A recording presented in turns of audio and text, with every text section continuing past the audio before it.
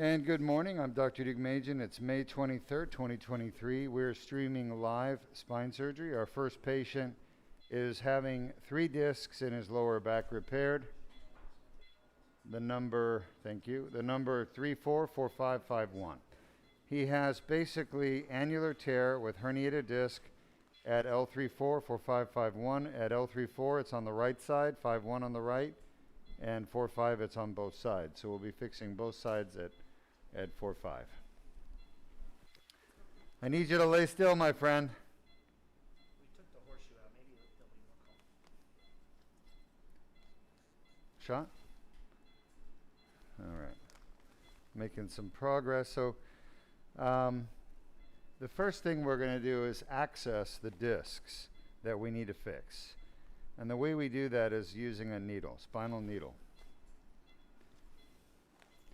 And that's what I'm doing right now. Our patient is awake, helping me. He's giving me some feedback, or will give me feedback. It looks like our orbit is bad on 5-1. You need to fix that. Shot? I think that's better. So the patient has a lot of arthritis at L5-S1. You could see it. I think that's better. Let's keep that. And because of the arthritis and the collapsing of discs, he has what we call scoliosis, where his spine is actually shifting. And Sean?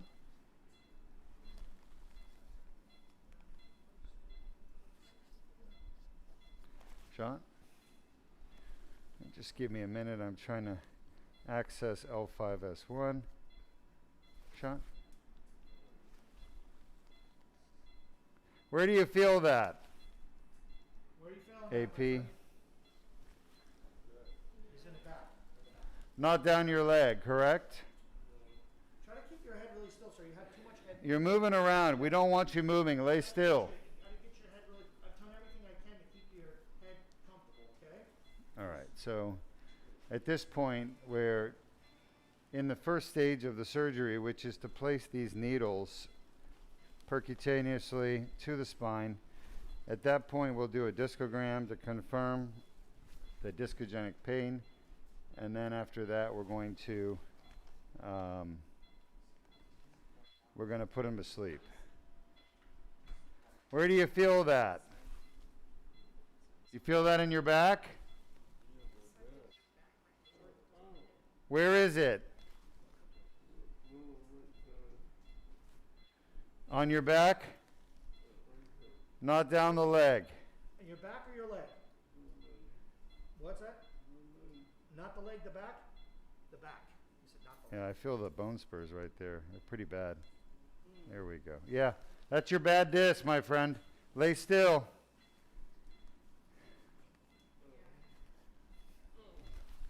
All right, you're doing great, by the way. You're doing absolutely great. I need some more local. So our patients have to be awake for the lumbar and thoracic to help me, guide me, because we're in a really, going down a very narrow alley, so to speak. I'm going to give you some more numbing medicine, okay? Just relax. So this is kind of like when the dentist gives you numbing medicine on your gums before he starts working on your teeth. So we like to put a little bit of numbing medicine. And then my anesthesiologist told me I've got to wait a little while. How many minutes? 7? 7 minutes. 7 minutes, he told me. That's textbook precise. So we're going to wait just a few minutes here, and then we're going to make an incision. In the meantime, just to give you the lay of the land, he's got 3 discs that are problematic: L5-S1, L4-5, L3-4, okay? And these 3 discs are damaged. He has herniations. Other name for it would be spondylosis, slip disc.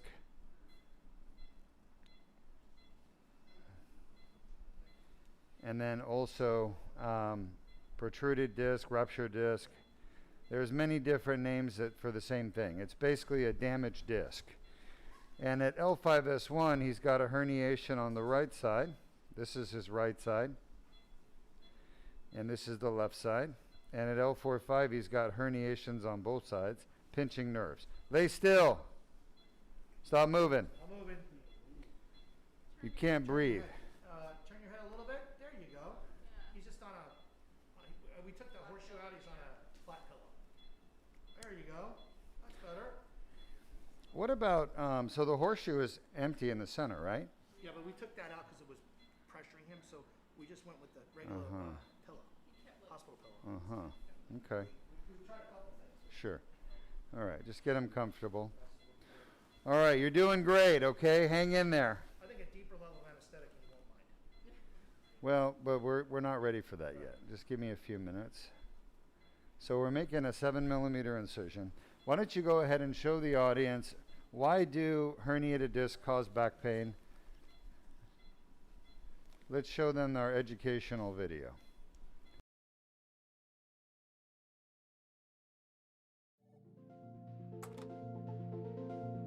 Traumatic injury to the disc can cause annular tears to form.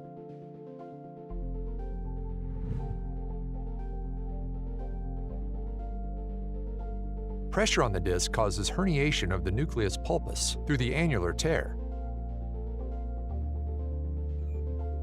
Inflammatory tissues develop within the annular tear, causing back pain.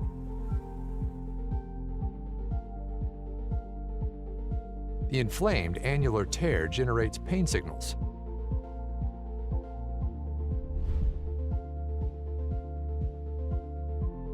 Additional injuries can cause symptoms to worsen.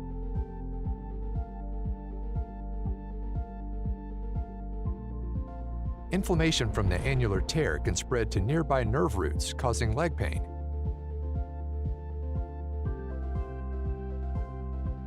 Signals travel up nerves to the brain, causing localized back pain.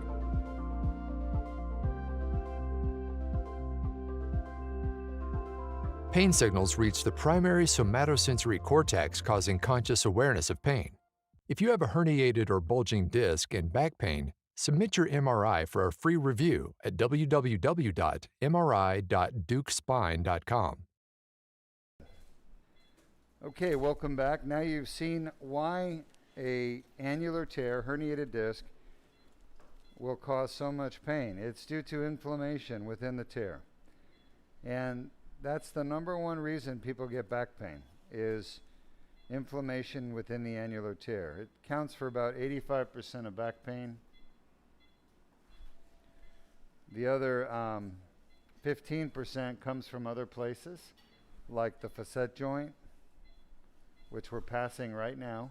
Try to keep your head still and your arm still. You're doing great, by the way, Sean. Yep, we're almost done. Almost done. Sean? Give me an AP.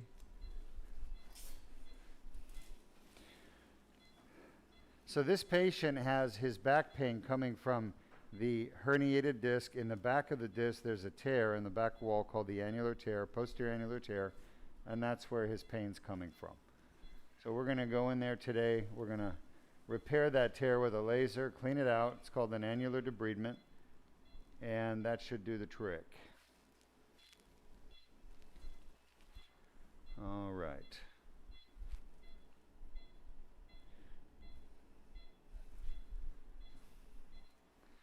Are you comfortable?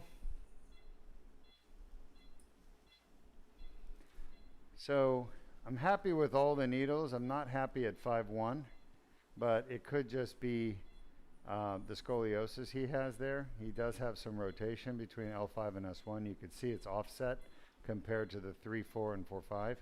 And that's degenerative scoliosis, but it's not causing any symptoms for him. It just makes it difficult to get the needle in position, along with his facet hypertrophy. So there's a couple of anatomical. Yes or no? Are you comfy? Yes. We're going to put you to sleep soon, and when you wake up, we'll be done, all right? Thank you. How long have you had back pain? How many years? How many years? How many years? He told us 5. He said 10. Just now. 10 years. All right. Is he comfortable? Yeah. You doing all right? He said yes. He's able. All right. Are you having any pain right now? Are you having any pain? Are you having any pain right now? Huh? No? Is he awake enough? He's just shaking his head, he's not answering. Hey, my friend, you okay? He said yes. Are you having any pain right now? No. No? All right. How bad is that on a scale of 1 to 10? 0 to 10, give us a number. 6. Is that where you typically get back pain? Yes. All right, so he has 6 over 10 pain. He's pretty stoic. It's concordant. That's at L3-4. Is it better now? Better? Yes. All right. L5-S1 is the one I'm worried about. Oh, look at that. It's very hard to see. Let's see. Shot? Shot? How bad is that on a scale of 1 to 10? Give me a number. What's the highest? 8. Wow. That's 8 over 10 at L5-S1. Is that where you typically get your back pain? Is that where you get your back pain, my friend? Yes or no? Is that where you typically get your pain? Yes. All right. Almost done. Are you ready? Okay. How bad is that on a scale of 1 to 10? He's groaning. 10? 10. All right, that's the L4-5 is a 10. Is that where you get your back pain? Yes. All right, so very interesting. L4-5 was the worst, 10 out of 10 pain. You can see him arch his back up when I injected. I didn't tell him when I was injecting. I don't want the patient to know when I'm injecting so I can get a real response without them being aware. And then L5-S1 was an 8 out of 10 and L4-5 was a 6 out of 10. So there's his pain map. We're going to put you to sleep. I want you to count from 1 to 100 out loud, okay? Yeah, what? Just count from 1 to 100. You're doing great. When you wake up, we'll be finished with your surgery. So we know for sure that the 3 discs are causing his typical daily back pain. And we know that it's a tear in the back of the disc that's causing that pain.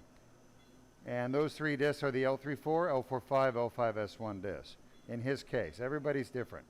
The most common disc to cause back pain is L4-5, followed by L5-S1, and then L3-4. Now he also has herniations that are pushing on the nerves going in his legs, which is why we have to do both sides at L4-5.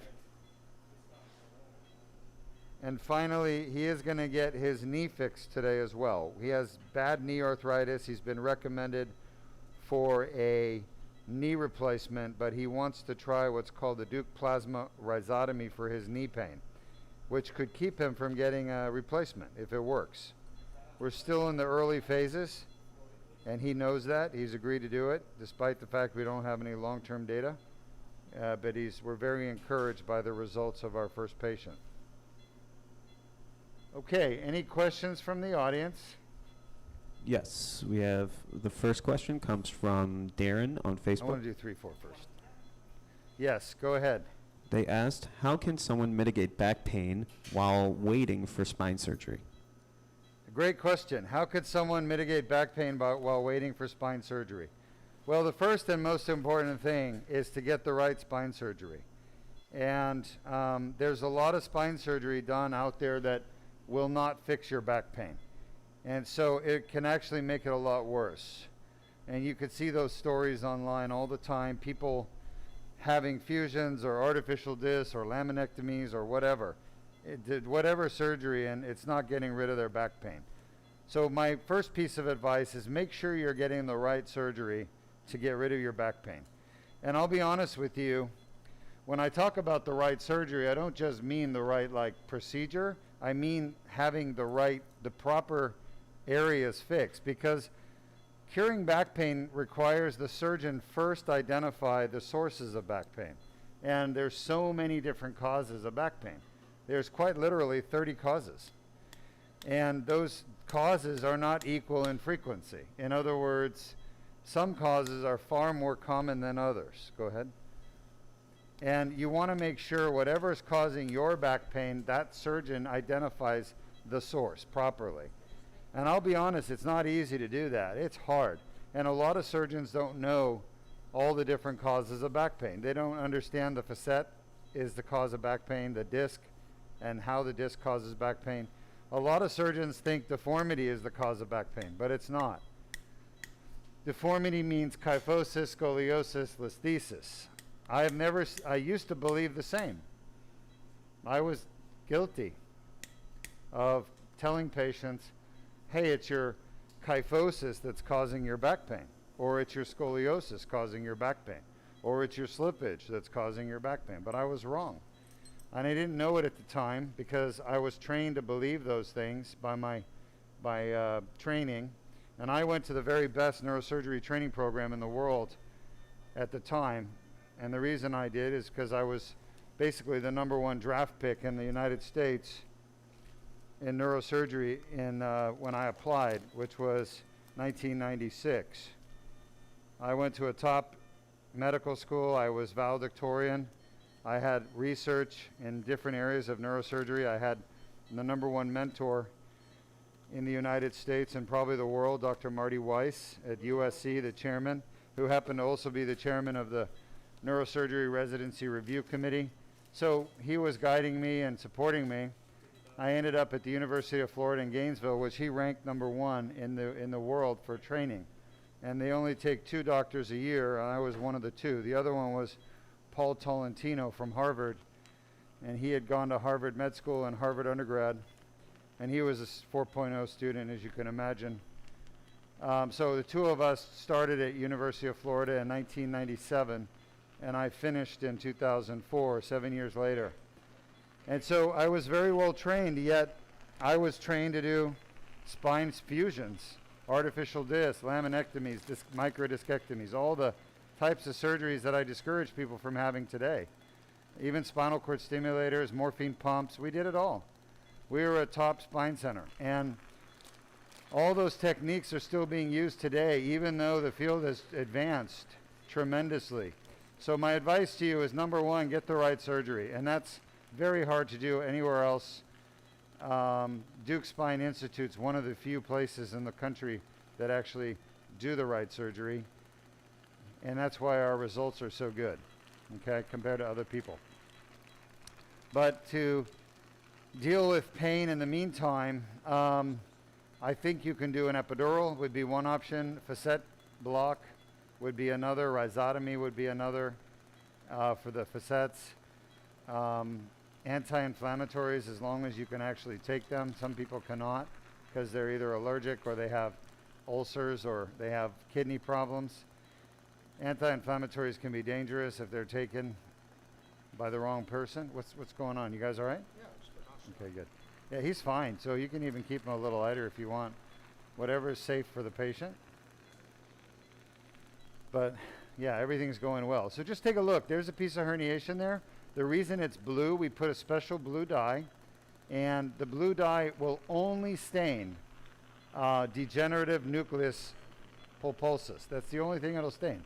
So if you think about it, what's down here? You got nerve, you got annulus fibrosis, you got inflammatory tissue, you got nucleus pulposus that's normal, and then you have nucleus pulposus that's degenerated. And the blue dye will only stain degenerated nucleus pulposus. Everything else will not stain. It'll stay their natural colors. So inflammatory tissue is pink and white, mostly pink. Scar tissue is white. It won't stain blue. Normal disc nucleus will be white. It will not stain blue. It'll stay white. And the only thing that turns blue is acidic, spelled ACIDIC, because it has a pH less than 7.4. There's another piece of herniation. And these herniations and pieces of blue disc are bad. They're the cause of the inflammation causing pain. So Henry, let's show the audience what Deuk laser disc repair actually does. How does it actually fix back pain and leg symptoms?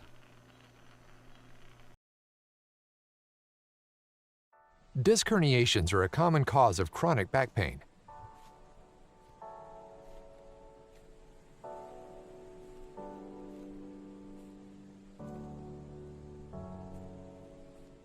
The inflamed annular tear causes back pain.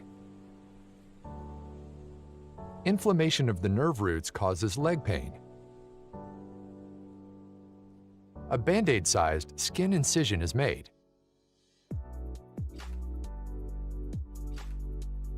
A small tube is inserted without damaging the bone or soft tissues.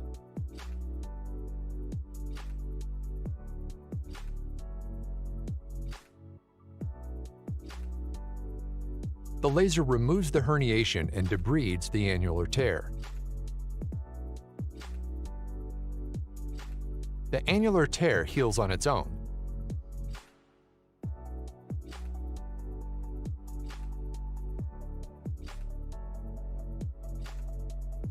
If you have a herniated or bulging disc and back pain, submit your MRI for a free review at www.mri.deukspine.com. I thought you'd laugh at that. I don't know. Welcome, welcome back.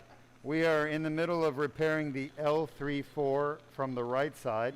And I just wanted to show you guys, for those of you who've not seen this before, the laser fiber is that glass. It is made out of glass. It's not plastic, glass. And it transmits laser energy to the disc. And it's 1 millimeter wide. So just to give you an idea of how wide this is, it's about 5.5 millimeters from side to side. That's very small.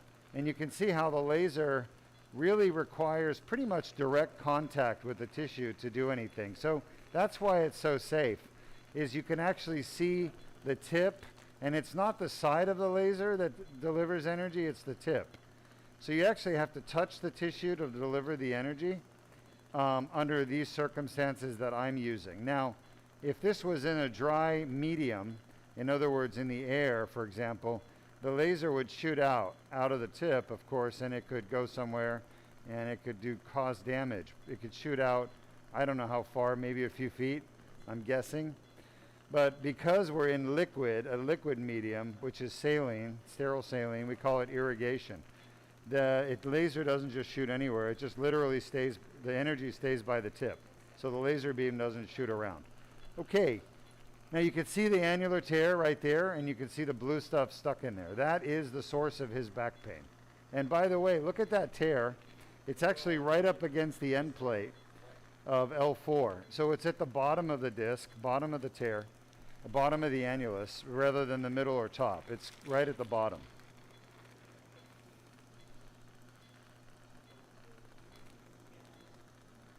But this is definitely an abnormal disc.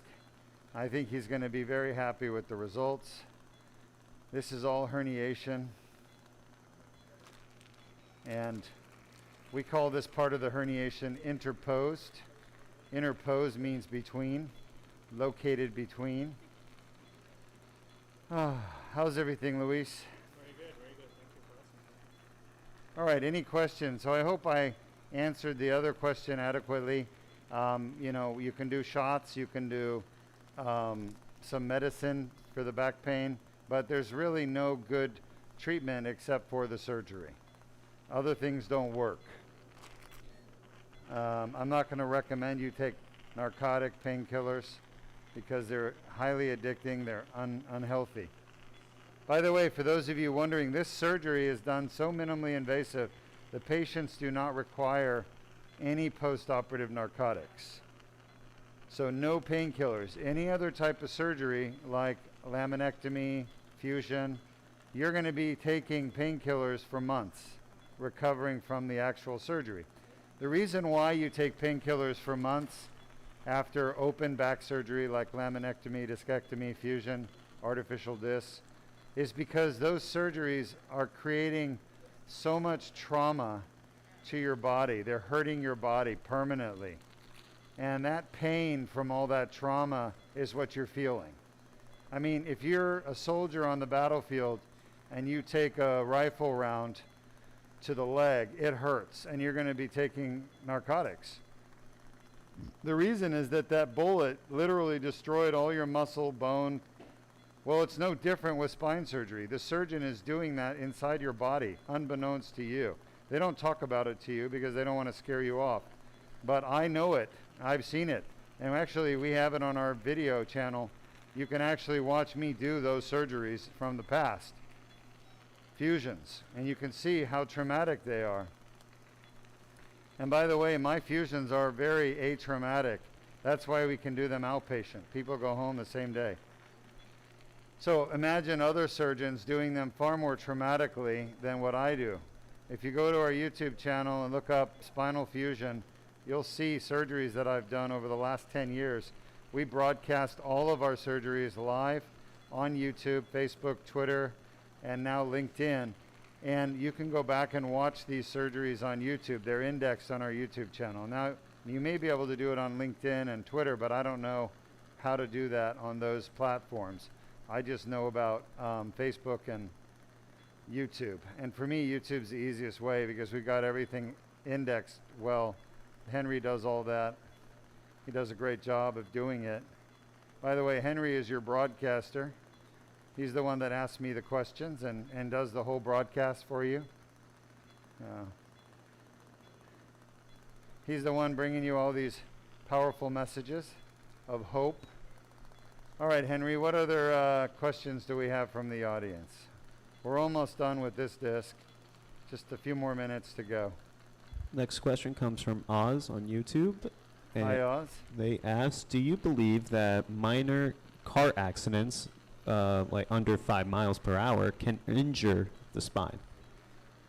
Do I believe that minor car accidents under 5 miles an hour can injure the spine? The answer is they can. However, they would be injuring what's called a pre-existing injury, most likely. In other words, a 5 mile an hour impact, it can also hurt your spine, but most likely, if that person has pain as a result of a 5 mile an hour impact, then they already had a problem that just got aggravated by the accident. Now, from a causation standpoint, the accident is still the cause of the need for surgery and treatment. So it should be compensable by the carrier. It should be paid by the insurance company. They'll try to get out of it, of course. They'll fight it. They'll have their experts try to testify that the 5 mile an hour could not do anything, but it can, absolutely. And I would testify that it could. You know, the thing about medical legal work too is that this surgery lets me look inside your disc, and I can tell pretty much whether or not the disc injury is timing is the same as your accident. I can tell because I can see this herniation right here. I know how old it is. For example, this part right here is several years old. This is not recent. But if you gave me every car accident patient, I could figure out by being inside their disc with all my experience how old that injury really is. All right, we're done with this level. We're going to move on to the next level. Let me see if I can see the nerve. Well, the nerve is up there in the fat. Actually, I want to get a little bit more of that blue. Yeah, we're almost done. I'm sorry. Laser on. Okay. You're fine. All right, good. You're doing great. All right, good. So we're done with one disc. Moving on to the next.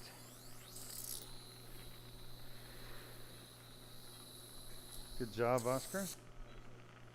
We put a little bit of betadine in there. Betadine is an antiseptic. It doesn't do anything for pain. It doesn't take pain away. It just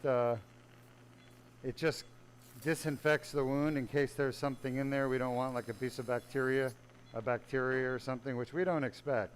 But it's standard operating procedure. Have you guys heard that? That terminology, standard operating procedure? Where do you think that comes from? It comes from the operating room. It comes from surgeons. Surgeons do things in a standard way. Like when you take out an appendix as a surgeon, you do it the same way every time. And you do it that way because you get predictable results. So we call it standard operating procedure because the procedure is the same and it's standardized. We like standardized treatments. Standardized treatments mean you get predictable results for predictable diagnoses with the same treatment. Great question. So to answer your question, I do believe a 5 mile an hour impact could cause an injury to the disc, and I do believe that that injury could require surgery. Just wait. Yeah.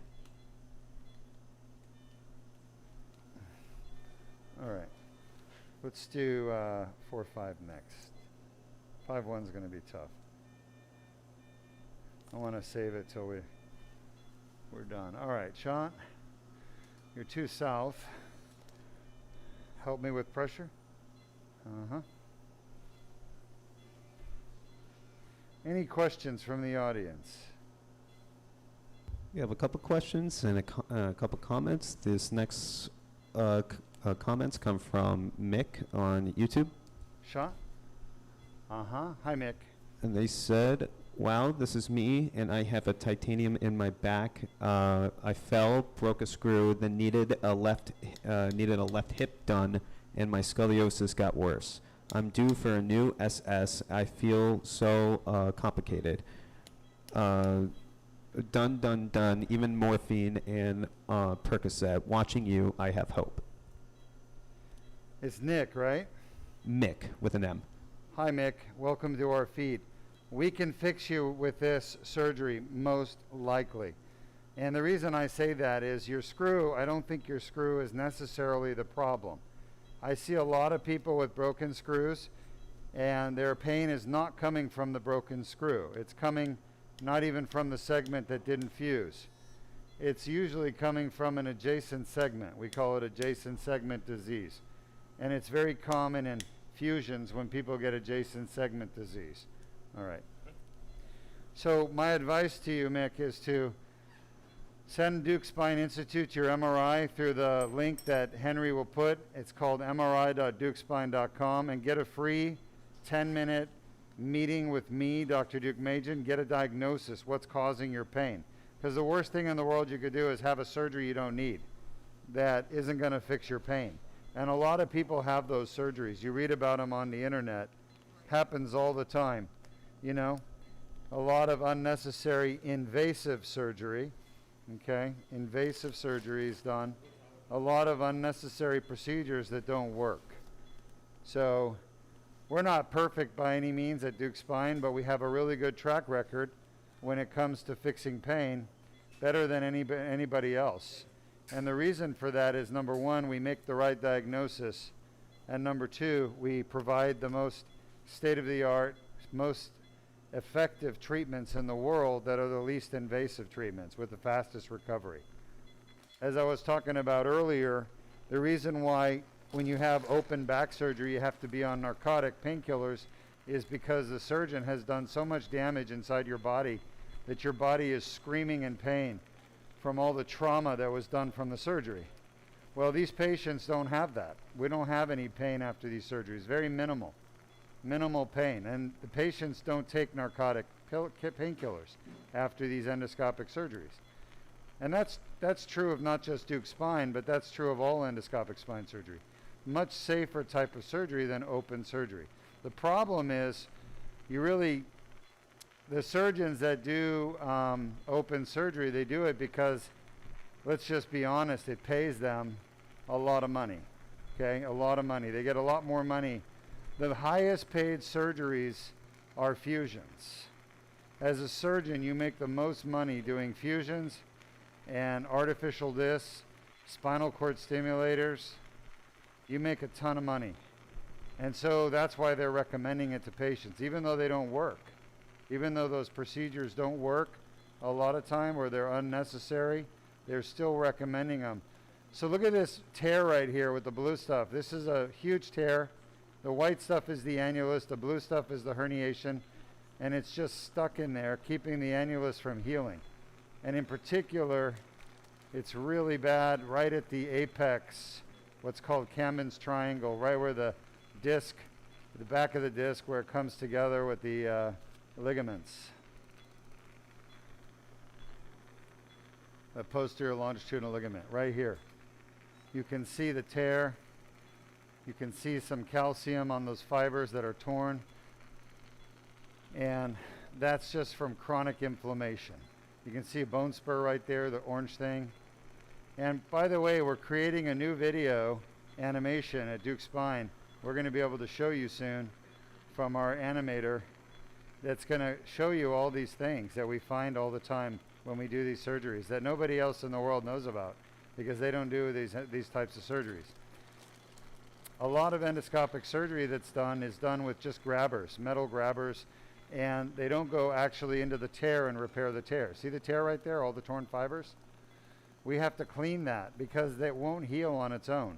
The body has been trying to heal that for years, and it will not heal.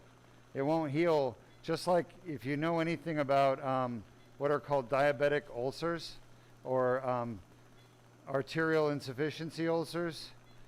If you look those things up on the internet, you'll see what I'm talking about. That's where I got the idea to do debridement.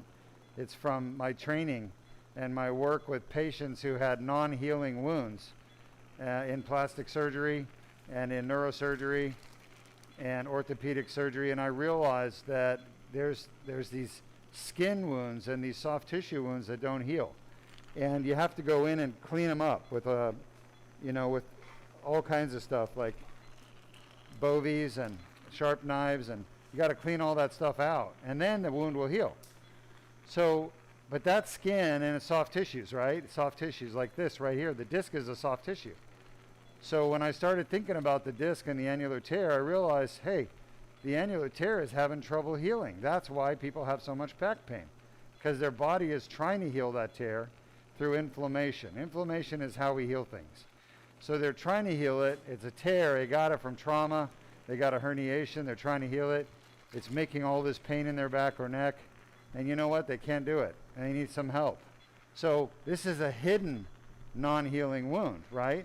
Because the stuff on skin's easy to find. Like diabetics, they have these big ulcers on their legs. People with venous insufficiency have big ulcers on their legs, arterial insufficiency, and those ulcers never heal. And you got to literally put them in special treatment like hyperbaric oxygen, debridements where you clean it out every week, special medications with antibiotics. There's all kinds of stuff you have to do to get those things to heal. Well, this is the same thing, except it's inside the body. You can't see it, and nobody's ever thought of it before. They never put two and two together. And that's how I figured all this out. I drew upon my past experience. And I started doing these procedures, and lo and behold, the patient's back pain went away. And I realized, hey, I'm onto something here. So it all made sense. Still does. This is how people are going to have their spines fixed in the future. Unfortunately, because I'm the only one doing it, it takes time for this knowledge to spread. See the calcium right there? It's turning orange with the laser. Yeah, thank you. Anyway, next question.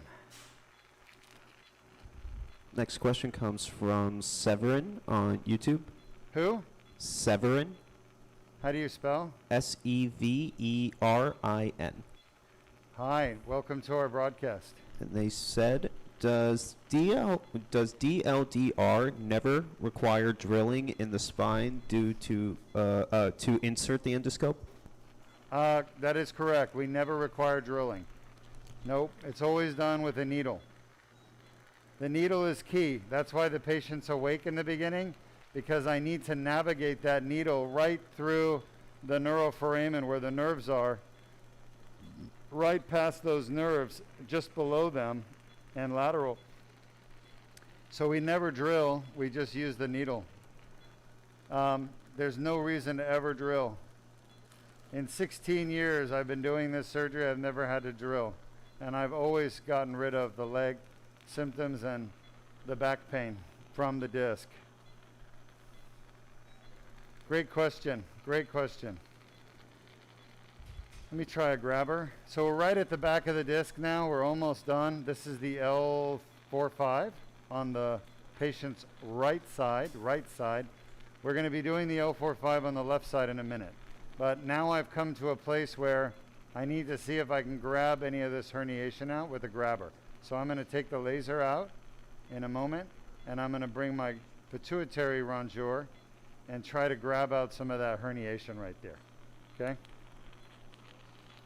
Great questions, by the way. Keep them coming. By the way, you can see a little bit of fat up there at 12 o'clock. That's in the epidural space. That's at the back of the disc. That's right where the nerve root, the traversing root goes, past, just right there at 12 o'clock. Okay. I'm going to bring the laser back in, clean things up. By the way, you can see how ineffective the grabber really is. It's not very effective at all with dealing with these areas because the tissue is so tough, it can't come out with the grabber. The only way to get it out is to use the laser first, free it up, break it up into little pieces, and then get it out. We have another question. Sure. This comes from Mick, once more, on YouTube. Hi, Mick. Yeah, no problem. They ask, what if my injury was 8 years ago? Can you still fix my back pain, or am I too fused and too many adhesions at this point? And can you fix more than one disc? After my fusion, I fell off a hammock a year later. Yeah, Mick. So these big questions. Number one, we can definitely fix your back pain. There is nobody in the world that can do it better than we can. We can fix it.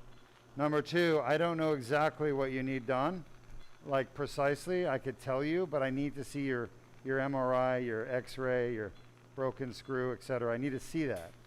So if you do a consult with me virtually, we do it over Zoom. It takes 10 minutes. I could figure everything out in 10 minutes. If I can't, I can order some tests to be done, and then I could meet you back again virtually. The point is that to know exactly what treatment you need, I just have to see your current MRI, current X-ray or CAT scan, and I will tell you exactly what needs to be done to get rid of your back pain. Okay, but I'm 100% confident we can do it.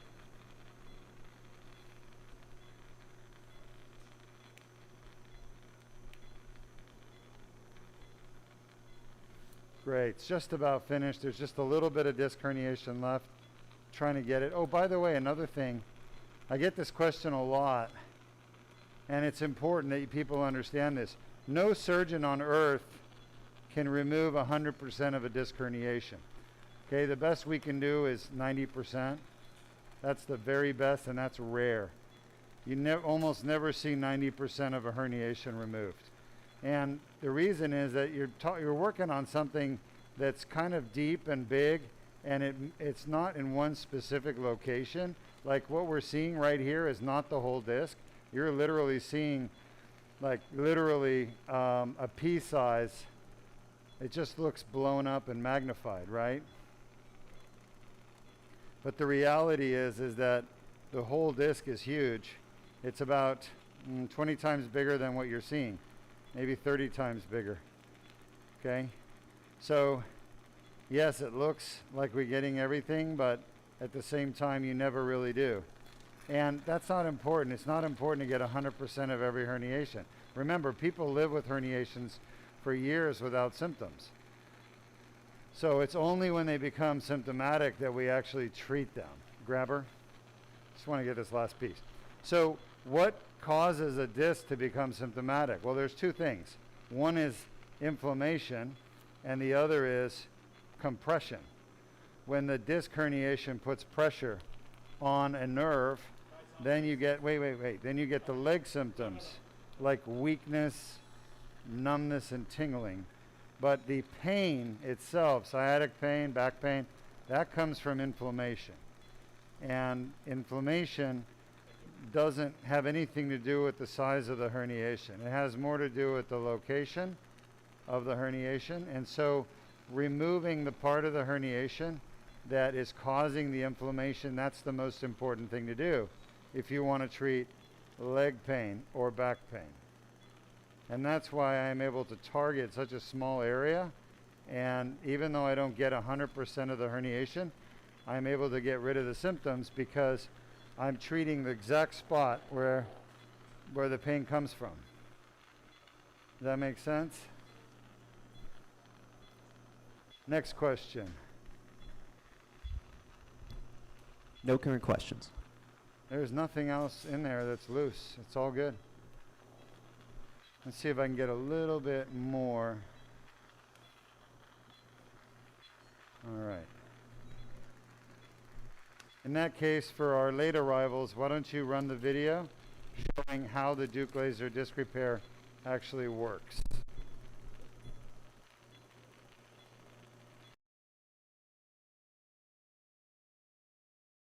Disc herniations are a common cause of chronic back pain.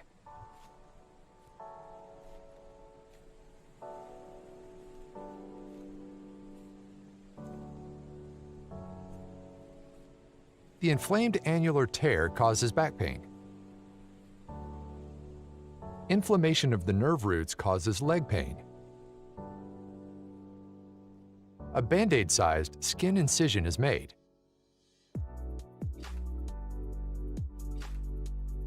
A small tube is inserted without damaging the bone or soft tissues.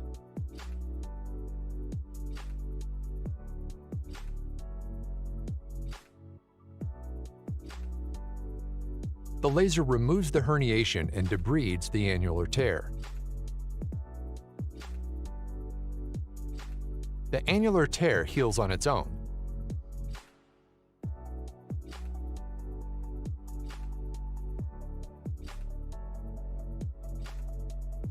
If you have a herniated or bulging disc and back pain, submit your MRI for a free review at www.mri.deukspine.com. Welcome back. We have now completed 2 discs repairs on the right side. We have 1 more to go, just wait. And we have 1 on the left, and then we're going to be done with his back. Now people ask me, what causes back pain? And I tell them the most common cause of back pain is a herniated disc. And you may not see the word herniated disc on your MRI report. You may see protruded disc, bulging disc, slip disc, ruptured disc, extruded disc, but there's many different names for the same thing, okay? And they're all the same thing. They're basically, even degenerative disc, basically an injury to your disc. And people try to make it so complicated, I don't know why, because the truth is, the disc is very simple. It only has really 2 parts. I don't count the end plates as part of the disc, but it has an annulus and a nucleus, okay, normally. So when you get a tear in the annulus from trauma, some kind of an accident, that's when all the trouble starts. So trauma is always the cause of herniated discs, always, 100% of the time. The question is what is the trauma, right? So is it like a car accident? Is it a slip and fall? What caused the trauma? And that's different for every person. But the reality is that the trauma is the cause. Okay. Then after the trauma, you get a tear. That tear doesn't cause pain by itself. You must have a herniation. The herniation is when the nucleus material goes into the tear and causes inflammation. That's it. If you don't have the herniation of the nucleus material into the tear, you will not have a bulging disc, you will not have a herniated disc, you'll not have a protruded disc or a ruptured disc. You will not have pain or symptoms. Now, if you have a tear in the wall, the annulus, and it heals before you get a herniation, great. You can avoid a herniation, you can avoid degenerative disc disease, which will occur over time. You can avoid the inflammation. It's the inflammation that destroys the disc. Nobody knew that until we discovered that at Deuk Spine. Everyone says nobody knows what causes degenerative disc disease. Nobody knows. Well, what we do know is it's inflammatory. It's inflammation, okay? And where does that inflammation come from? Well, it comes from the posterior tear, okay? It's being angry or angered by the nucleus pulposus. And that nucleus is herniated into the tear. Once the nucleus gets stuck in the tear, there's no coming back. It cannot go back in. I get a lot of people asking me, hey, Dr. Deuk, what do you think about this chiropractic treatment where they put you on a table and they distract you? It's called VAXD, disc decompression, disc decompressor, whatever you want to call it. They have different names. It's all the same thing. That machine will never put your disc back in. And besides, you never want that disc to go back in because it's damaged. It's bad. It's like... It's kind of like if you have meat in your refrigerator and the power goes out and it defrosts and rots, and then you turn the power back on. Do you want that meat still in your refrigerator? It's bad. It's destroyed. It has to go. It's permanently damaged. There's no fixing that. And these chiropractors, they're not all bad, by the way. I don't have anything against chiropractors. I have something against lying and cheating people. And it doesn't matter if it's a neurosurgeon or if it's a chiropractor who's lying and cheating. I don't care. In the end, it's somebody fucking things who's doing things wrong, in my opinion. I think patients deserve their doctors to be honest with them and be truthful. And the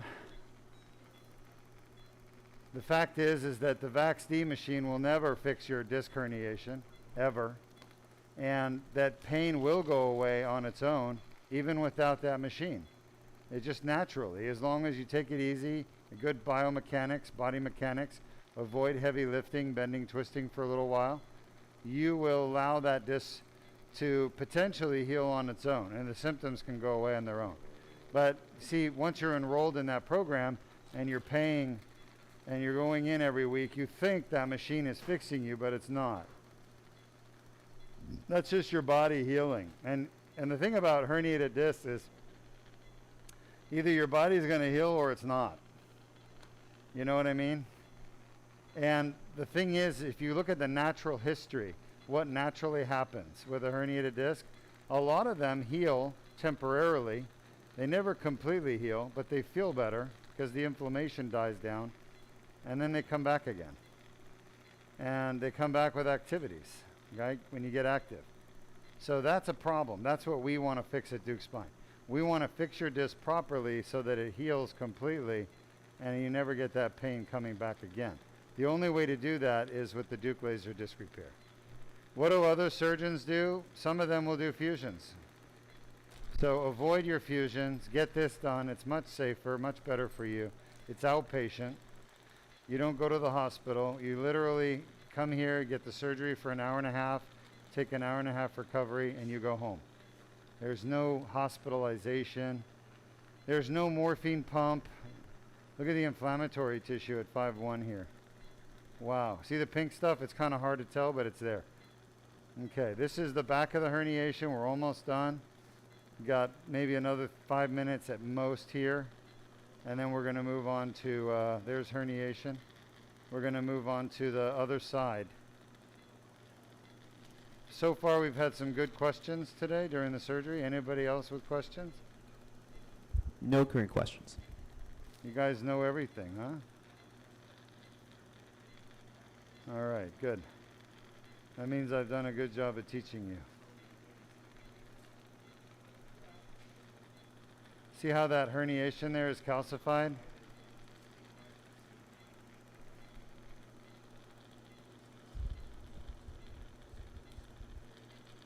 Some bone spurs. People ask me about bone spurs. They say, can the laser get rid of bone spurs? Of course. Just did right there. Those are all bone spurs. I just shaved them off easily. Like no problem.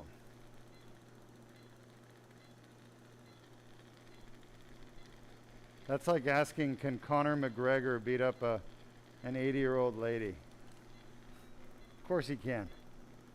Did you watch his biography? It's pretty good. I haven't watched it. I see it's on Netflix. I don't know. He's doing steroids now, I think, and I'm not really a fan anymore. I don't think he's fighting. Well, he's talking about getting back in, but maybe he just wants to win in a different weight class, you know?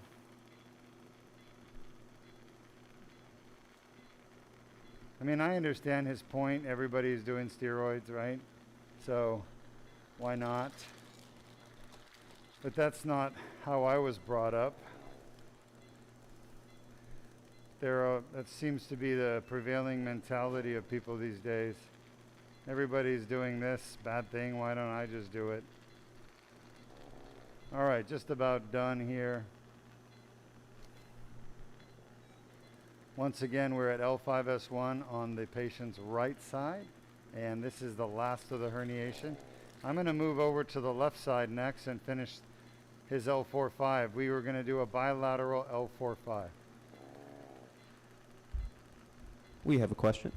Yeah. This comes. By the way, 5-1 is the hardest level to get to traditionally for endoscopic spine surgeons because of the anatomy of the patients with their iliac crests, and the foramen is so tight and the facets are so enlarged. All those things contribute to making it very difficult anatomically to fix this area. Yes, Henry. This comes from Darren once more on Facebook. Uh-huh. They asked, "What are your thoughts about chiropractors?" What are my thoughts on chiropractors? Correct. Well, I think chiropractors are good as long as they stick to what they're supposed to do, which is adjustments where they adjust your spine, and I think they're very helpful. But they're not going to fix a disc problem, and that's where they overstep. You know, when somebody has a disc problem and they have discogenic pain, they're not going to be able to fix that. They need to refer that patient. And I think a lot of them don't want to do that. And I don't like chiropractors that try to sell patients on things that have no chance of working. And then they sell them on these, like these digital motion x-rays, and they show them that they're, you know, that they have these C1, C2 malalignment, like they're a spine expert at C1, C2. Please, okay, they're not. Neurosurgeons are, and you know, they're just basically, the patient is laying in a machine with their head to the side a little bit, and their spine is rotating. And they're saying, "Look, it's abnormal." It's not abnormal. So I guess I don't like the fraudsters, but there's a lot of fraudster neurosurgeons. There's a lot of fraudster pain management doctors. So I'm not picking on chiropractors as being exclusive fraudsters in healthcare. There's a lot of fraudsters in healthcare. So I mean, that I can't really hold against them, but just be aware that I think they're good, but just be aware that they do things sometimes that they shouldn't be doing. And I don't agree with that. Some of them do, not all of them. There's some really good chiros out there. My sister is one of them. She's a chiropractor. She's very good. She's honest. She doesn't do Vax-D. She doesn't try to sell people on treatments that don't work.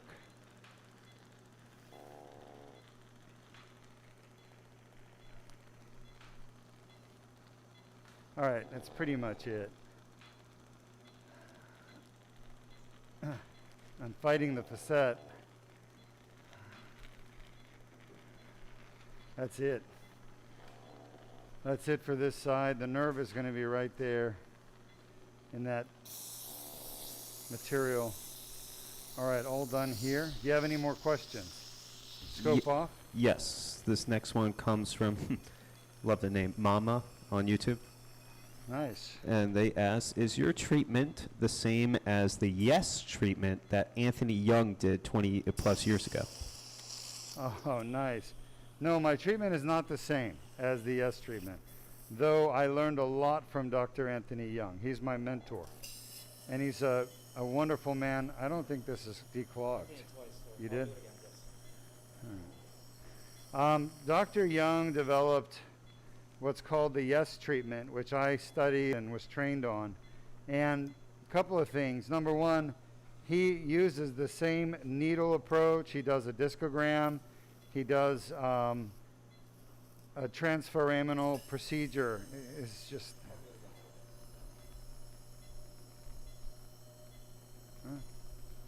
I guess it's strange. He does a discectomy, like he takes the herniation out. So we call it really a herniectomy. So he does a lot of the same thing, but he does not use the laser. He does not use the laser at all. Therefore, he does not do an annular debridement.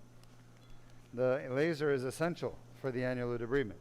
If you don't do the annular debridement, you're not getting rid of back pain and you're not preventing future herniations. So the annular debridement is absolutely essential to curing back pain.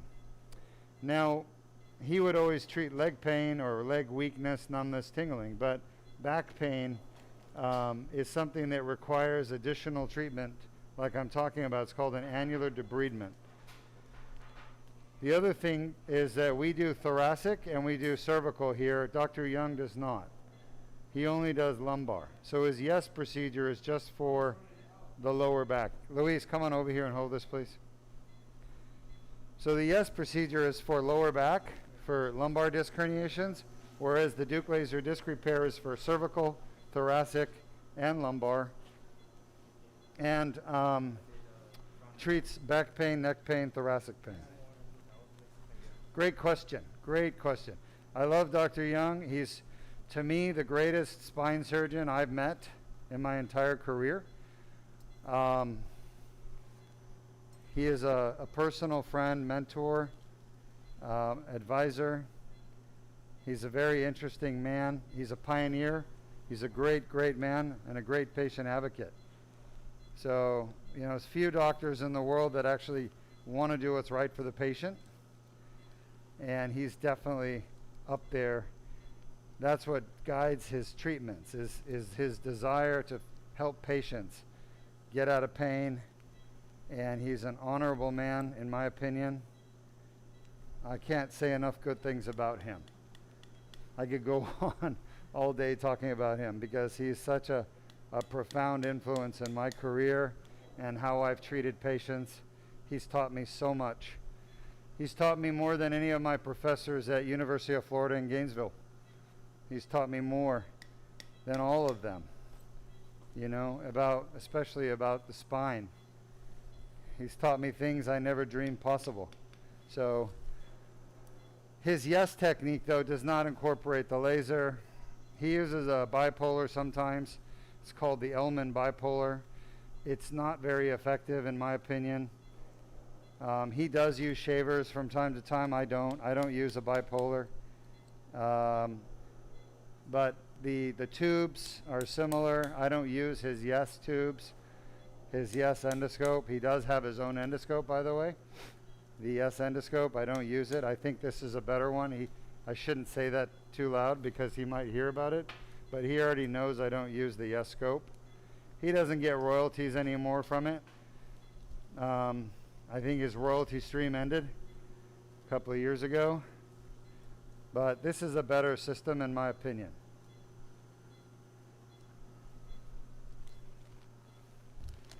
This is the vertebrous system, by the way, in case you're wondering. And it came after the yes scope.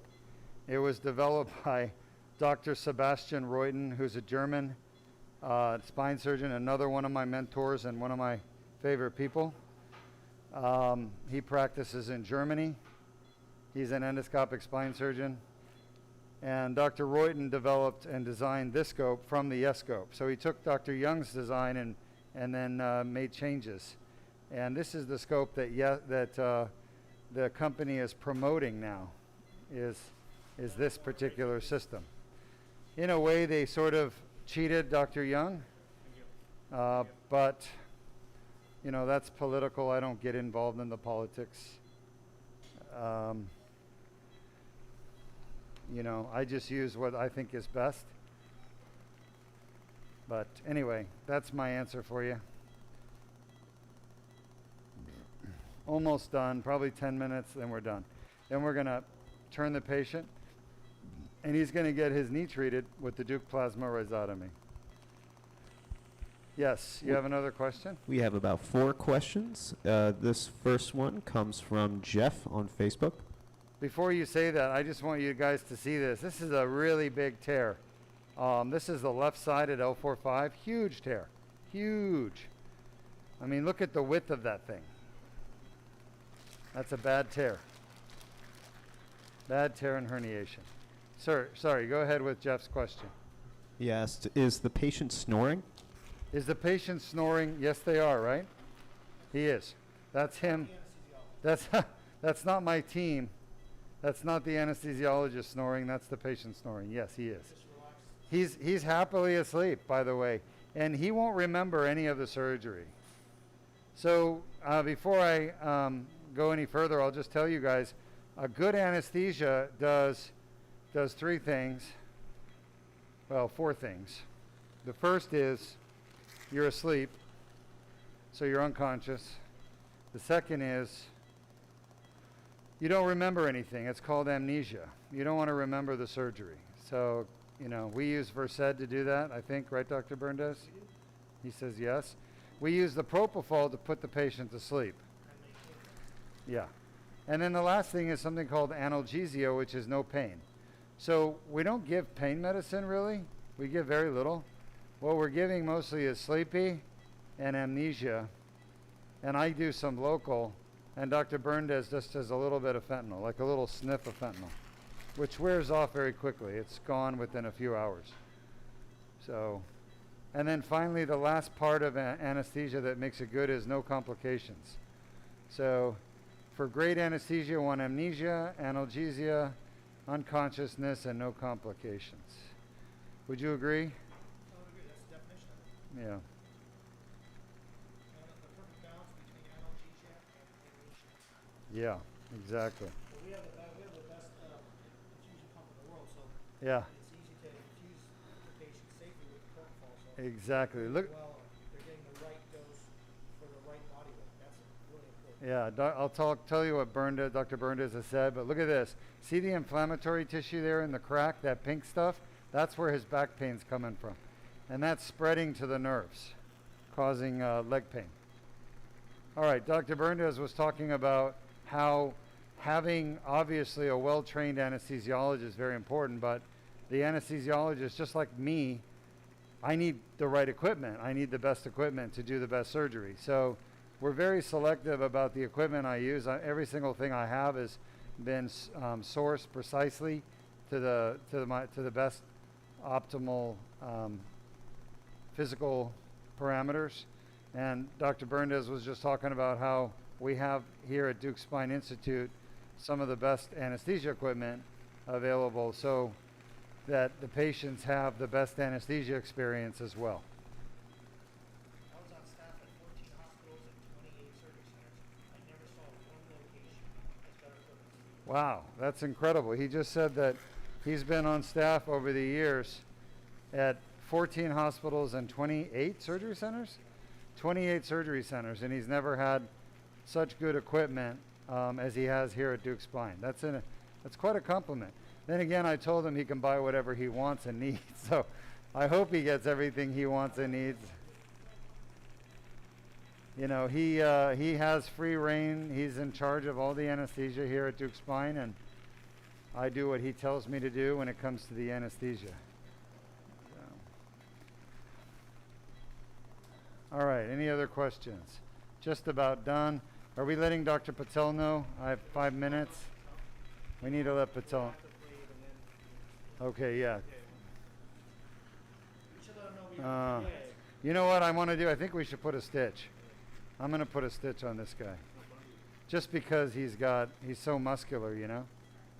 I'll get the stitch. We have it? We have the stitch. Yeah, Henry, sorry, go ahead. Next question comes from Mick once more on YouTube. Yes, Mick. They asked, does weight matter for your surgeries? Does weight matter for my surgeries? Mick, great question. The answer is yes and no. First of all, I don't turn anybody away based on weight, but it will make my surgery harder for me. And, you know, we've had, I think, 2 patients because of their weight that I wasn't able to do the whole surgery I wanted to.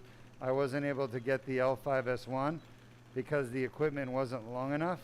So yes, it can matter if it's like 450 pounds, but anybody that's like under 400, I don't think it's a problem, right, Luis?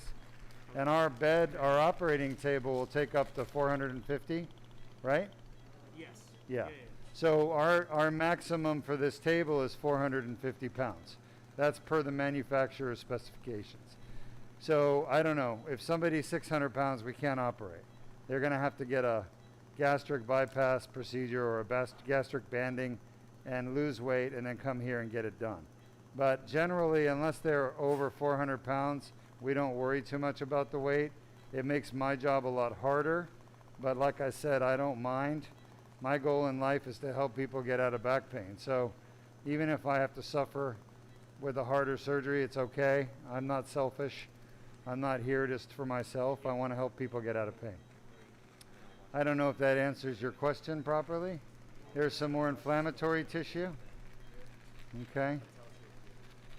Patel's already here? No. All right, just about done. So here's what I'd like to do. Any other questions, type them up. I'm going to come and answer them for you face to face, all right? But we're pretty much done here. I need one more minute. He's starting to wake up. I can feel him waking up, and that's fine. I just want to get this last thing done. Type up your questions. I'll come answer them for you face to face.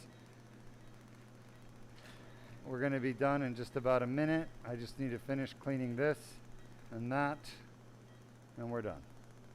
And for those of you who don't know, the laser is the glass thing. You see, looks like a, I don't know what you call it, a glass fiber. It is a glass fiber, actually. It's a fiber optic fiber. So same thing that you guys get your cable service through, the undersea fiber optic cables, that's what this is. Except I don't think this is quite as high quality as the fiber optic cables are. I think those are even better quality. All right, I think we're done. Let me just try a quick grab, see if there's anything left, and we're going to be done. Quick grab. One more laser. And we're pretty much finished here at 4-5. We fixed both sides. And 30 seconds. Type your questions up. I will answer them, I promise. Just not right now. And Henry, you're welcome to go to a testimonial if you'd like and share the experience of one of our patients with the audience. Thank you. All done.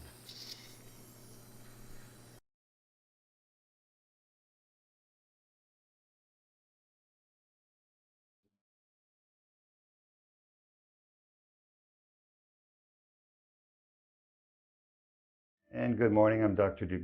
I'm here with one of my lovely patients from Canada who's visited us because her back has been hurting for 7 years. She's had a herniated disc that she's been kind of monitoring at L5-S1. And finally, it really started bothering her a lot over the last 7 months to a year, causing pain down into her right leg. So she decided to do something about it, and she went to see her doctor in Canada, who then said, yeah, I'll have you see the specialist in 3.5 years.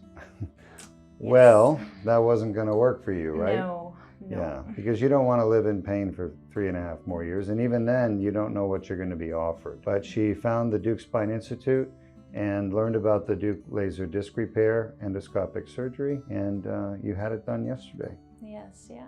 How are you doing? I'm feeling great today. I have no pain in my back. I have some tight muscles from me having to walk very oddly for quite a while due to the sciatic pain. I must say, this is the happiest I've been in a very long time to be able to stand up straight and go for a walk. Because I'm an active person as is. I ride horses for a living, so having to be locked up in my room for the past while has not been good. So this has felt amazing, amazing. So you're happy with the results? Very. I feel very hopeful also to be able to do what I want to for the rest of my life.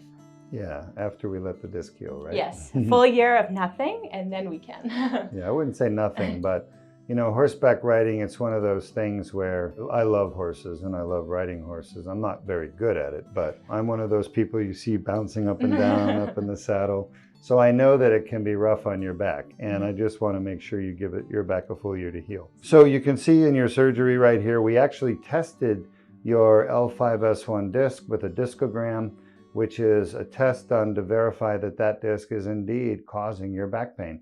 And when we tested it, you said, and we asked you how bad it was, you said 10 out of 10 pain. And I said, is that your typical pain you get every day? And you said, yes, it is. So we verified the source of your pain was the L5-S1, and you can see the laser was used to clean the tear endoscopically. Your incision was only 1/4 inch, and there's no need for fusion or metal or artificial discs. This surgery replaces fusion and artificial discs. What are you going to do now that you're feeling better? Well, it's, again, don't worry, I will take it easy, I promise. But no, I'm going to be, after this, this year, I hope to be the strongest I've ever been, and I have very high hopes and whatnot. My dream is to make actually the Canadian Olympic team for my sport, and that's end goal, and I feel like it's a possibility now. Absolutely. To do it. You can. Yeah. We're rooting for you. Mm-hmm. And I know you have an incredibly supportive husband who's been by your side the whole time. He's a delightful young man, and I've had time to talk to him as well. So you're lucky you have support from your family to help you get through this. Yeah. Anything you want to say to your fans out there? Oh, geez, I don't even know where to start other than just this place really can offer you really what either you deserve or what you need going forward to be able to live a happy and good life. And it's amazing to me that literally it was yesterday I woke up from it and I went for a short walk like immediately, and I felt amazing. So it's very hopeful, and if there's you are suffering from any of it, don't wait, especially for the Canadian system. Come and do this. It's worth it. It's really worth it. Awesome. And I'm going to be, and my whole team is going to be watching the equestrian sports and the Olympics, looking to see for you to be there. Yes. All right. Awesome. And Amazing. of course, supporting you. Thank you. Yeah. All right. Congratulations. Thank you. All right. Take care.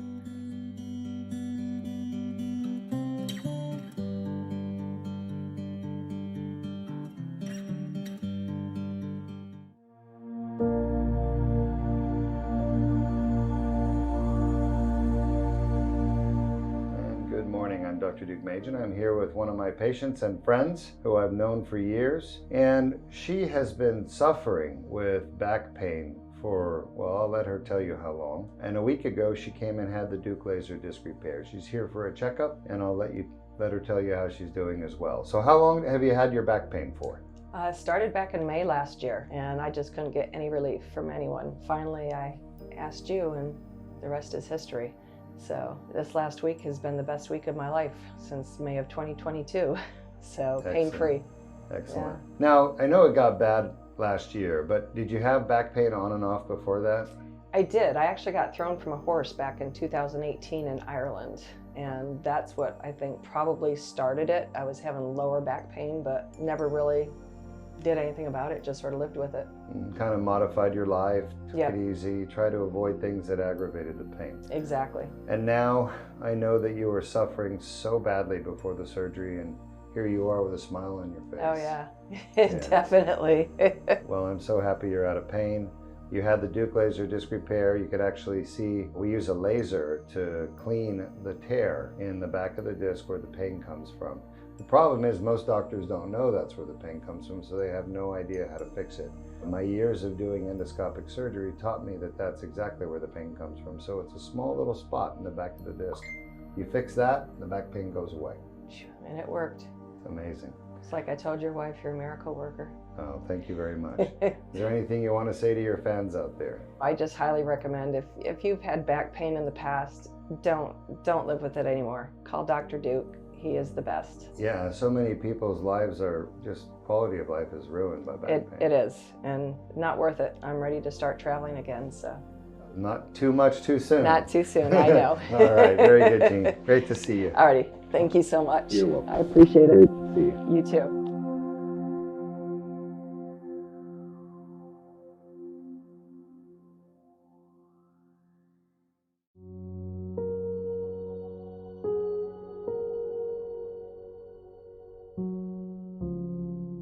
And I'm Dr. R. Deuk here at the Deuk Spine Institute. I'm smiling because I'm sitting with my first surgical patient of 2023. I don't know if you realize that, but you were the first one of this year, of the new year. Now, you had the Deuk laser disc repair done on your lower back because you had 3 bad discs, and we did that yesterday. Yesterday, yes. And here you are, one day later. How do you feel? And I feel good. I feel good, and the pain that I've been suffering for months is gone. I mean, I was a little bit sore, but that's from the surgery itself. Yeah. But otherwise, I feel good. Feel good. Now, you've had back pain too, on and off for 30 years. We were talking about that. Tell us about those episodes of back pain. What do they do to you?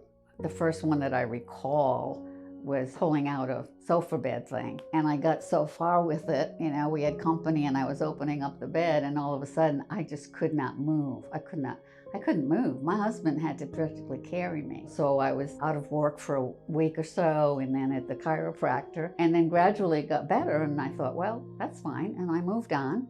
And then You know, had a couple other times like that. One time I was drying my hair, getting ready for work, with the blow dryer going like this with my hair, and all of a sudden, it's like I couldn't move. I couldn't move my arm down. I couldn't, I mean, it was that quick. Yeah. And just, I was out again for another week, laying in the bed and doing all that stuff. And then I thought I was fine, but I always, not always, but for many years now, probably at least those 30, I had lower back pain, where in the morning I couldn't bend over to brush my teeth. You know, that would really hurt. Yes. So I had that. Do you have that pain now? No, I don't think so. It's gone. The pain this morning, I was the first time in a long time I've gotten up first thing in the morning and was able to walk and not have that awful pain, because first thing in the mornings was the toughest. I'm so happy for you. So how is this surgery going to help you in your life?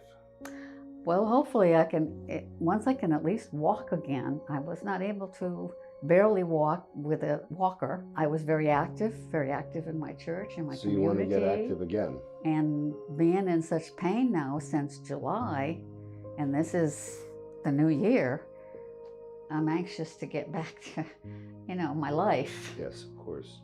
Well, you had 3 herniated discs in your lower back, and you can see in the footage where we went into each of those 3 discs, and I used a laser to clean the tear, where you had a tear in the back of each of those discs called an annular tear, and the jelly from the center was stuck in the tear, holding it open, allowing more herniations to come out. So I got rid of the jelly that was in there using the laser, cleaned out the tear, and now your body will be able to heal that for the first time in 30 years.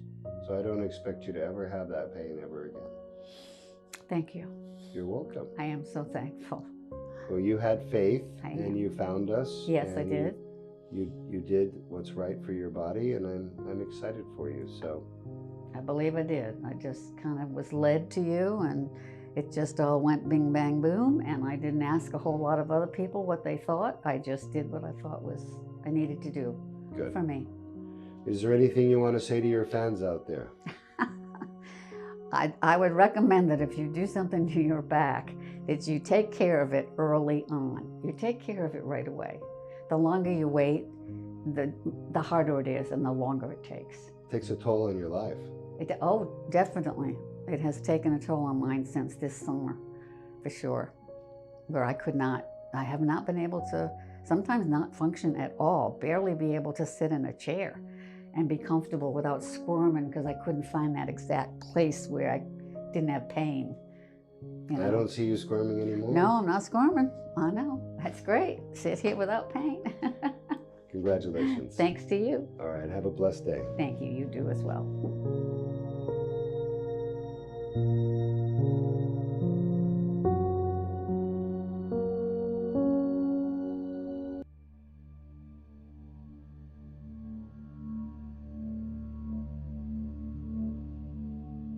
Good morning, I'm Dr. Deuk at the Deuk Spine Institute here in Melbourne, Florida, with one of my patients who traveled from California. He's been suffering with his lower back pain for years and found us on the internet and decided to come here and have the endoscopic Deuk laser disc repair. We performed that 12 hours ago, and here you are, ready to go back to California, it looks like.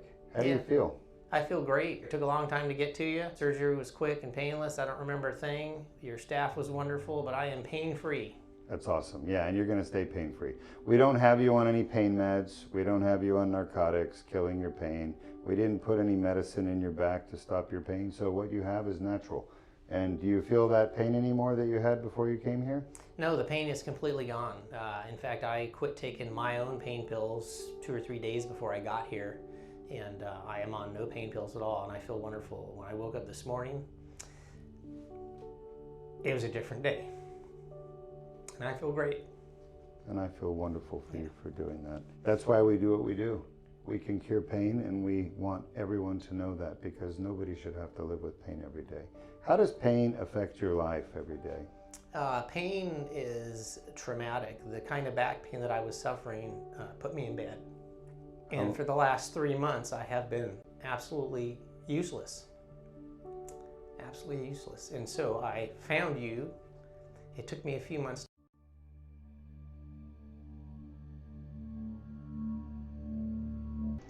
And I'm Dr. Deuk. I was just with you in the operating room, operating on this patient who has traveled from Texas to Florida to have his lower back fixed. And he's a smart man. He knows what he's doing. He was offered fusions. He didn't want it. Let's just stop making noise. And he basically came to Florida to have his back and leg symptoms treated. He also has a bad knee, and he decided he wants to go for the Deuk plasma rhizotomy, a new treatment we're doing at Deuk Spine for knee pain. Still very early on. We've only had one patient. He will be our second, but he understands that. He wants to give it a try, see if it fixes his knee. He said the worst case scenario, he's going to have his knee replaced anyway. So Dr. Patel is going in there to do the Deuk plasma rhizotomy to fix his knee pain. All right, we have a bunch of questions, so we'll get right to it. First one comes from Jerry on YouTube. Hi, Jerry. Welcome. They ask, what is the recovery time for this patient to be out on the open water in a boat? What is the recovery time for this patient, the one we just did, to be out on the water in a boat? Yeah, be out in the open water. In the open water, I mean, you can go tomorrow fishing. Just don't pull in a marlin, right? Or a shark or something big. So basically, when patients have the Deuk laser disc repair, they can go back to normal activities the next day with a few exceptions. So one of the restrictions is no lifting over 25 pounds. So obviously, if you're doing some light casting and fishing, it's not a problem. You can go on a boat, no big deal. Obviously, no chop. I don't want you bouncing up and down, falling on the boat. So as long as it's smooth sailing, it's no problem. And then the other restriction is no bending over at the waist, lifting anything heavy, or picking anything up, like a big fish, for example. So no problem. You go fishing the next day. Next question comes from Mick once more on YouTube. Hi, Mick. Got some good questions from you today. Welcome to our broadcast. They asked, do you believe in chiropractors using these new stem cell laser machines? They call it stem cell therapy. Jesus Christ. Sorry. Did I say that out loud? Of course not. Chiropractors are supposed to be manipulating your spine, not doing bullshit procedures like stem cell lasers procedures. Absolutely not. No. Chiropractors have a very important role. The problem is they don't get paid any money for what they do, and there's too many of them. So what they're doing is they're looking for these fancy name treatments that don't actually do anything but extract money out of your wallet. Sorry, I don't agree with them. I don't believe in them. I wouldn't recommend them. Next question comes from Darren. These next two come from Darren on Facebook. And the first question is, wouldn't the patient naturally have amnesia because they're asleep? Great question. So wouldn't the patient actually have amnesia because they're asleep? That's a great question, Darren. The answer is not necessarily. So sleep is an interesting thing. I mean, there's light sleep and there's deep sleep, right? So if you're in REM sleep, which is rapid eye movement sleep, deep, stage 4 REM, you're probably not going to remember what's going on around you. But the reality is we're not really putting them into deep sleep, because if you get them too deep, they stop breathing, the patients do. And therefore you have to have a tube and a ventilator and breathe for them. We don't want them that deep. This is twilight anesthesia, meaning they're not completely asleep. And the truth is there's no magic pill you give and then the patient hits twilight, perfect twilight, and stays there for hours. It's a titration, meaning the anesthesiologist is constantly giving a little more, like a little squirt of propofol, a little more. He has a machine that titrates it, and he kind of presses it and gives it a little bit more depending on the level of consciousness of the patient. So the reality is that patients could be awake and remember it. Heck, I remember I had a colonoscopy once, and I was supposed to be asleep with propofol, and I woke up during the procedure when they took a biopsy. Man, that hurt. So there are certain times during the surgery where I'm going to create more pain on the patient's back during the surgery, and they may actually wake up, but we don't want them remembering that. That's why we give Versed. Pretty standard stuff. This question comes from Darren once more, and he asked, what are some common reasons insurance companies deny coverage for DLDR? So what are some common reasons insurance companies deny coverage for Deuk laser disc repair? The most common reason they'll cite is they'll say it's experimental or investigational. And they'll use as the basis of that, they'll say there's not enough medical literature out there proving that it works. The problem with that argument is that all of the surgeries we've done in neurosurgery, brain surgery for tumors, radiation, I mean, everything we do as doctors doesn't have strong scientific studies to prove it. We never needed it. The only reason we need it now is insurance companies want it. And the real reason is they just want an excuse not to pay for your medical care. So they create an impossible set of tasks for doctors to jump through hoops in order to get paid. Look, if the insurance companies had their way, they would call everything experimental. And by the way, they're moving in that direction. I don't know if you know that. People are having a harder and harder time even getting MRIs, X-rays. They say they're not medically necessary. It's experimental. Ridiculous. So we don't believe the insurance companies. We fight them. In the end, a court of law will decide whether they're correct or not, whether they have the right to deny your surgery or not. Next one comes from 22 Air Jordan on YouTube. 22 Air Jordan, nice. And they ask, could this really be possible? Could this really be possible? Yeah, the surgery is real. We've been doing it now 16 years, and we've been broadcasting it live just like this, so you can see the whole thing for 10 years now here at the Surgery Center of Viera, Deuk Spine Institute. So if you go back, you'll see thousands of surgeries. Next one comes from Darren, once more, on YouTube, Facebook, and they ask, what kind of back brace do you have patients wear afterwards? Yeah, Darren, we have our patients wear something called an LSO, a lumbar spine orthosis, a lumbosacral orthosis, and basically it's just to prevent them from bending over forward and picking anything up. Next one, last but not least, from JJ on YouTube. They ask, why does it take 12 months for the disc to heal after the procedure? I've heard docs say after 3 months you can return to normal activity. That's a great question. So the reason it takes 12 months for the disc to heal is that it doesn't have a very good blood supply. The disc is one of those tissues in your body that we call it poorly vascularized. And so because of that, it heals very, very slowly. As a matter of fact, if you look it up on the internet, you might find that the entire center of the disc and the inner 2/3 of the annulus fibrosis has no blood supply at all. So all the nutrients that get to the disc come from diffusion. There's a reason that they don't have a blood supply, because the nucleus is extremely inflammatory, and if there was a blood supply, it would be under inflammation all the time, causing pain in everybody. All right, great questions. Thanks for joining us. We'll be back in 30 minutes for another surgery.